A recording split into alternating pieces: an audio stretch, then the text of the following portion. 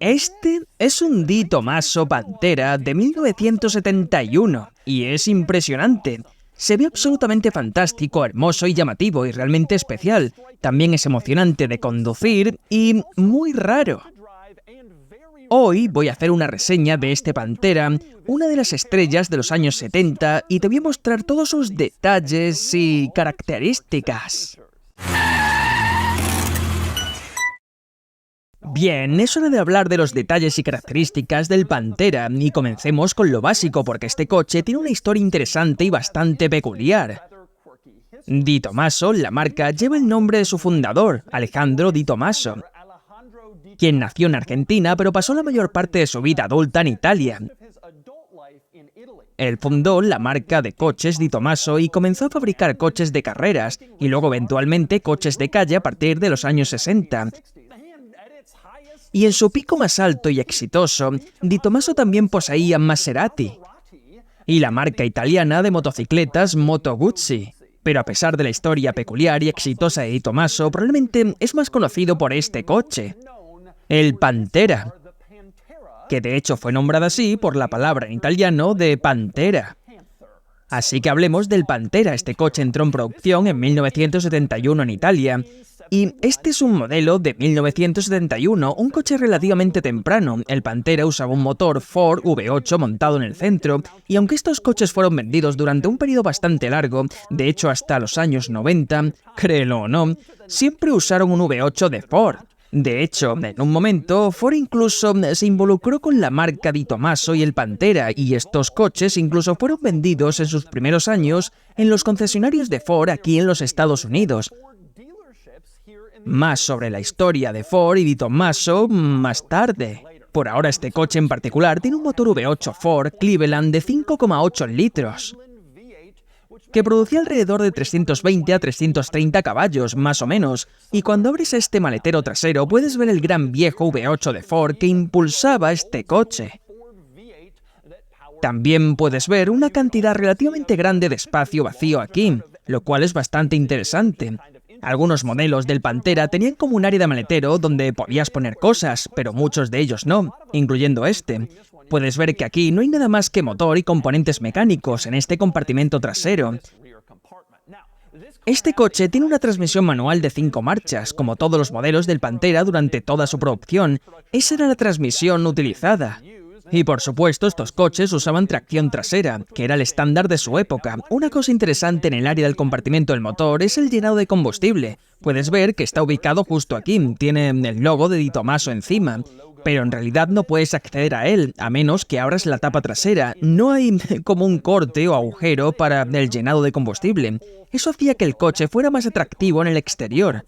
No tenías que tener una tapa de combustible fea saliendo de un panel de la carrocería, pero significaba que cada vez que llenabas el coche de combustible, tenías que abrir este compartimento trasero solo para ponerle combustible. Afortunadamente era fácil de abrir, solo tienes este pequeño botón que presionas en la parte trasera con una llave, presionas, se abre de inmediato y luego puedes llenarlo de combustible. Pero a pesar de ese defecto de diseño con la puerta de combustible y la tapa del motor, este coche en realidad era una obra maestra de diseño.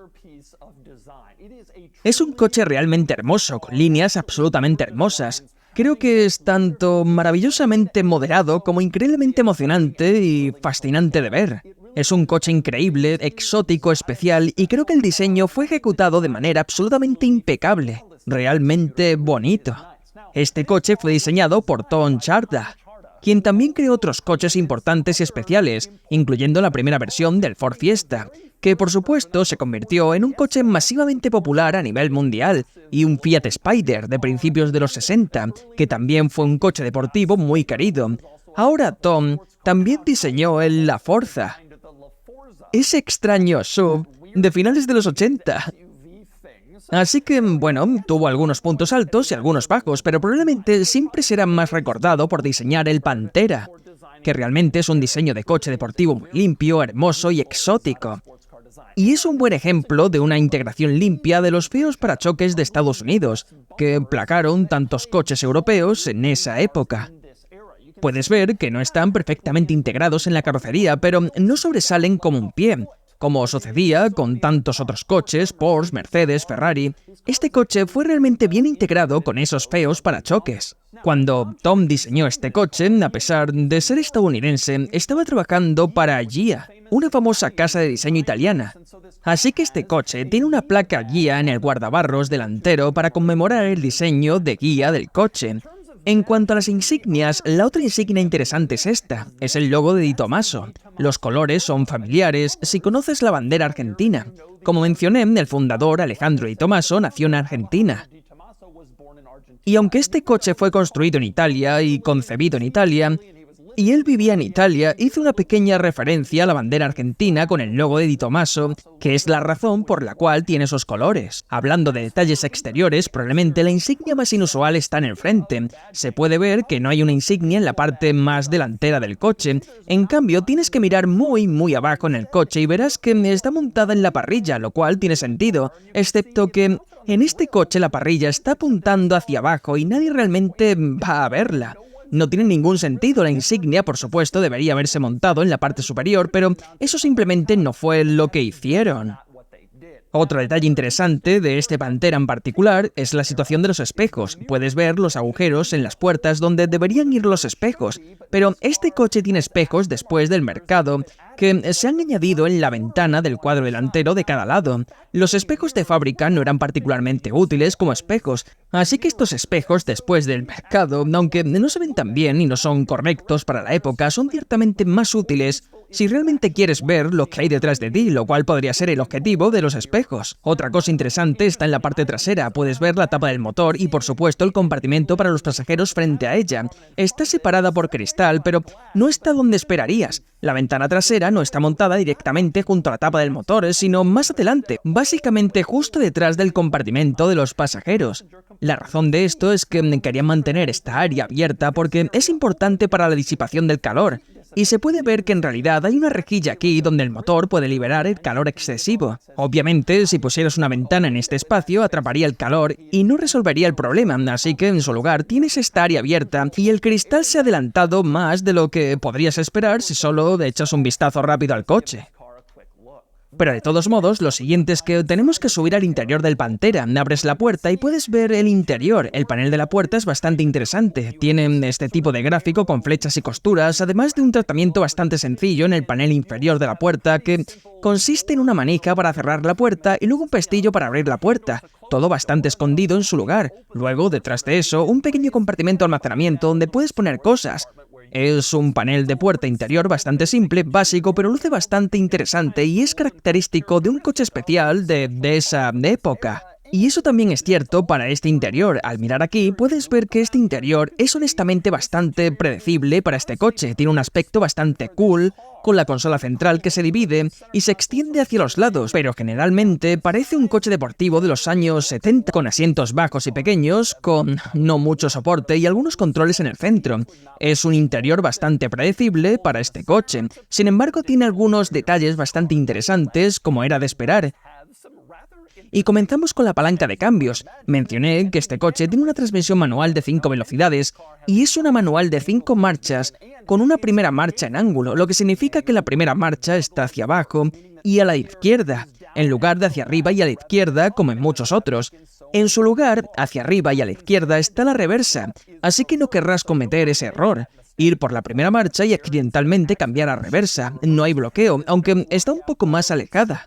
Así que en teoría recordarás no hacer eso, pero puedes imaginarte que podría ocurrir algún daño si no eres cuidadoso. Una cosa interesante sobre esta transmisión, a pesar de ser una manual tradicional con rejilla, como muchos coches exóticos de esta época tenían, el eje de la palanca de cambios no es cilíndrico, como en muchos coches. En cambio, es rectangular, al igual que las rejillas para cambiar, y en lugar de mover un eje cilíndrico entre las rejillas, estás colocando básicamente un rectángulo en rejillas rectangulares. No es tan diferente de los coches manuales tradicionales con rejilla, pero es un poco diferente y de hecho creo que es bastante interesante por ser diferente. Es una experiencia interesante si estás acostumbrado a cambiar en manuales tradicionales con rejilla. Una de las primeras cosas que notarás, una de las cosas más peculiares de este interior, es la posición del estéreo. Puedes ver que está montado verticalmente, aunque claramente fue diseñado para ser montado horizontalmente. La razón de esto es que Di Tommaso, obviamente, usó una unidad de estéreo estándar disponible, la cual la mayoría de los coches tenían montada horizontalmente, pero no tenían espacio en este interior para eso, así que simplemente tomaron la unidad de estéreo horizontal y la montaron verticalmente y dijeron: ¡ah, qué demonios! ¡Vamos con eso! Por encima de eso tienes los controles del clima, como puedes ver, controles deslizantes bastante obvios para cosas como el suelo o el desempañador o el interior del desempañador, ese tipo de cosas. Mi control de clima personal favorito, sin embargo, está a la derecha, donde tienes un pequeño dial que te da varias opciones. Está apagado, luego está cool y luego coolest. No hay opción caliente en este dial, solo 2 niveles de frío, cool y coolest. Si estás en un Pantera, pondrías ese dial en coolest y simplemente avanzarías. De manera interesante, esto no es el final de tus controles de clima. También tienes algunos controles del ventilador de clima aquí en la parte izquierda de la consola central. Puedes ver uno arriba y uno abajo, que corresponde a sus posiciones del ventilador. Extrañamente, estos están intercalados con otros controles, como los interruptores de las ventanas eléctricas y algunos controles de luces, colocados un poco aleatoriamente junto con los controles del ventilador del clima, los cuales no están cerca de los otros controles del clima, pero así eran los diseños interiores de los años 70. En esta área también puedes ver una fila vertical de medidores, con lo usual de estos casos: voltaje de la batería, combustible, temperatura, todo lo que esperarías encontrar entre tu vasta gama de controles de clima. Y por cierto, una cosa interesante sobre esos controles de clima: a pesar de tener tantas opciones diferentes de clima, solo tenías 2 ventiladores interiores para el clima en el coche. Eso es todo lo que tienes. Obviamente también hay ventiladores para el parabrisas, para desempañarlo o descongelarlo, y tal vez alguna en tus pies, pero en términos de ventilaciones interiores reales, solo tienes esas. A continuación nos movemos al área del cuadro de instrumentos y puedes ver que los medidores son bastante estándar para esta era. Obviamente tienes un velocímetro a un lado, un tacómetro al otro y curiosamente están separados, y en el medio solo hay una luz roja que se ve muy ominosa. Esa luz está en una posición más prominente que el propio tacómetro de velocidad. Estaría aterrorizado de lo que sucedería si esa luz roja se encendiera. Una cosa que realmente me gusta en esta zona es el volante. Obviamente no tenían airbags en esta era, pero sabían que si golpeabas tu cabeza contra un volante duro, eso podría causar problemas. Entonces este es de goma, y es como un material elástico, de goma blandita.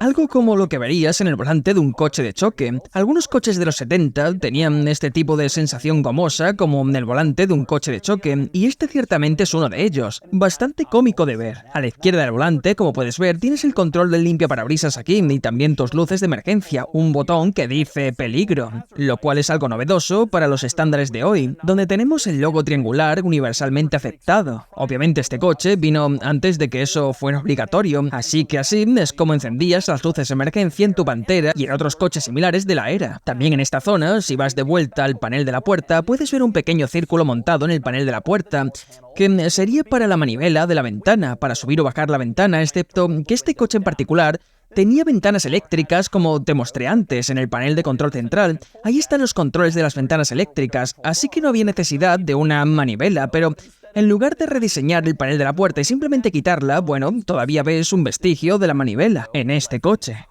Por cierto, otro elemento importante de la parte interior que mencionar: en la consola central, por supuesto, tenías un encendedor de cigarrillos y un cenicero, aunque este coche es relativamente bajo en comodidades comparado con los estándares modernos. En los 70 no podías vivir sin esos artículos. También aquí en la consola central puedes ver un pequeño compartimento de almacenamiento, una pequeña bandeja de almacenamiento ubicada aquí, donde por supuesto podrías poner cosas. Este interior es en realidad relativamente escaso en cuanto a almacenamiento. No tienes, por ejemplo, almacenamiento detrás de los asientos, que es donde generalmente tendrías algunos compartimentos de almacenamiento en coches como este, pero aquí simplemente no te dieron ninguno.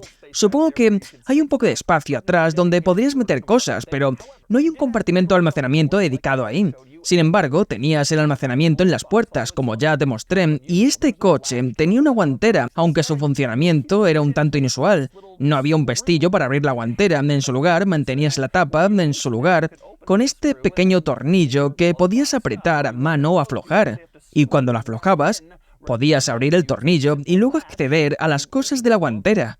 Hablando de ubicaciones inusuales, ¿qué tal el freno de mano que está en el lado del pasajero del interior? Aún está en el centro, en la consola central, donde lo esperarías, pero no en el lado del conductor, un lugar un tanto inusual, pero así es como lo decidieron poner. Una cosa que está exactamente donde esperarías que estuviera es el pestillo para acceder al compartimento delantero, que está justo aquí en el área del pie del conductor. Es inusualmente grande, este pestillo plateado, pero tiras y se abre el compartimento delantero. Entonces, ¿qué hay en el frente del Pantera? Bueno, una vez que desatas el compartimento delantero, simplemente puedes abrirlo y luego hay una barra de soporte donde puedes asegurarte de que se quede en su lugar.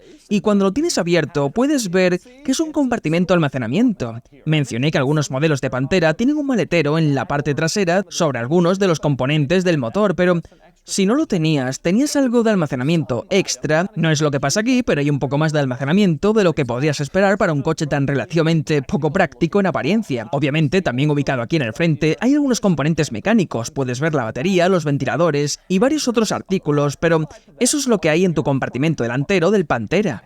Ahora tal vez te preguntes, ¿y qué pasó?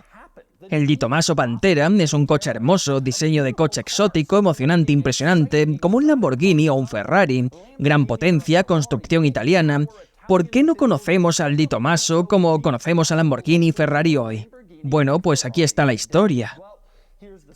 Como mencioné, estos coches en los Estados Unidos fueron vendidos a través de 4 concesionarios en sus primeros años, e incluso Ford mostró interés en Di Tomaso y llegó a involucrarse financieramente con la marca Di Tomaso, comprando una gran parte de la misma a principios de los 70.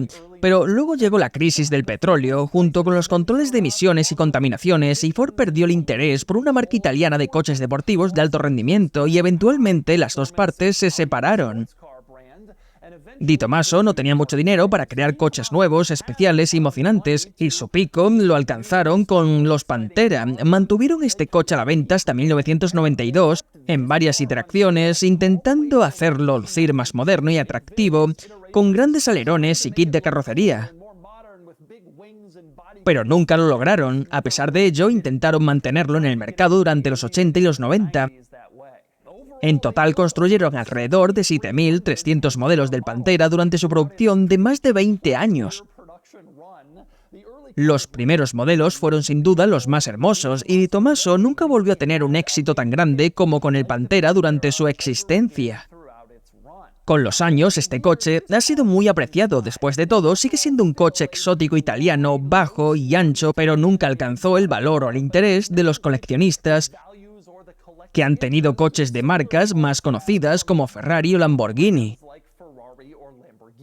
Y francamente, al menos desde una perspectiva de disfrute, creo que eso es un error. Este coche es realmente emocionante, especial, raro, muy bonito, y también proporciona una conducción realmente emocionante.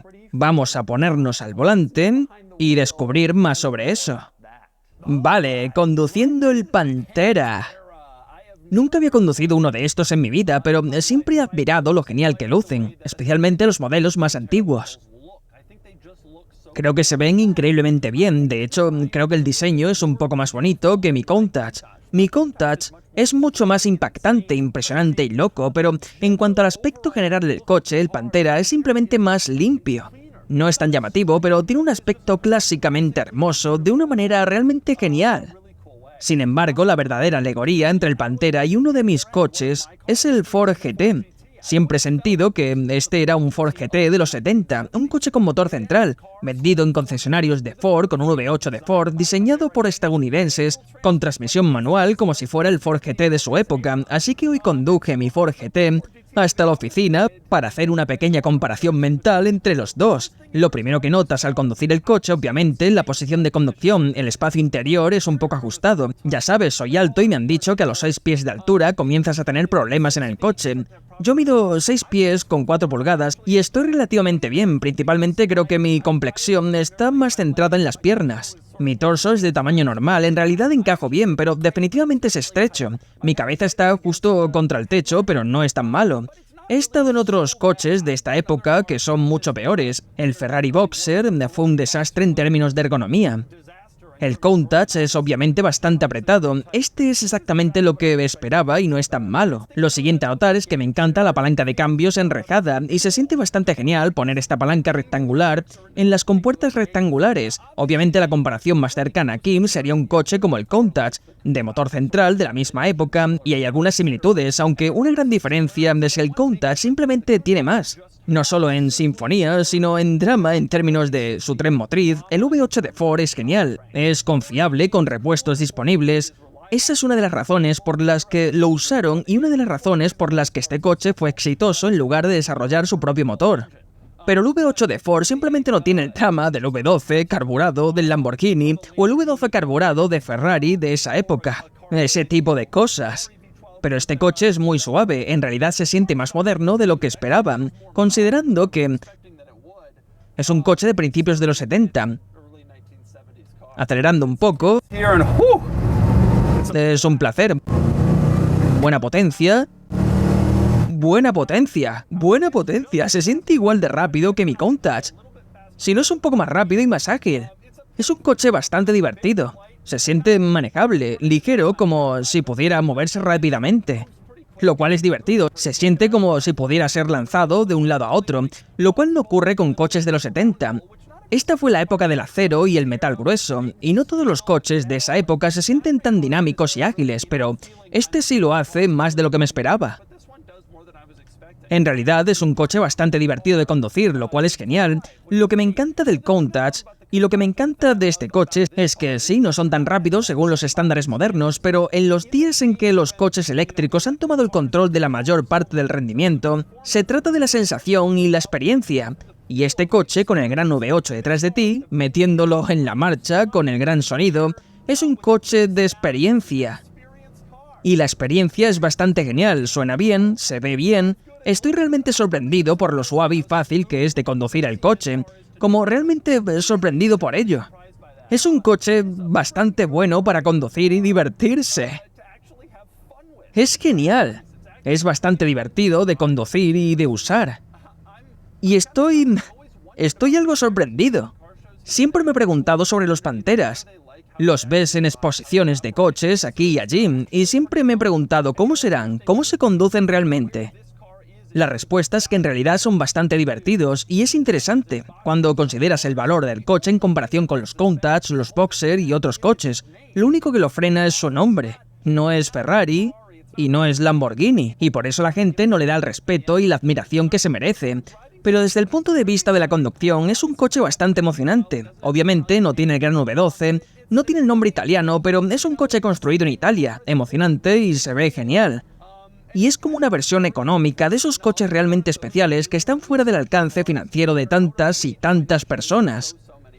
Y así es el Di Tommaso Pantera y el comienzo de las subastas de coches antiguos en Cars and Beats.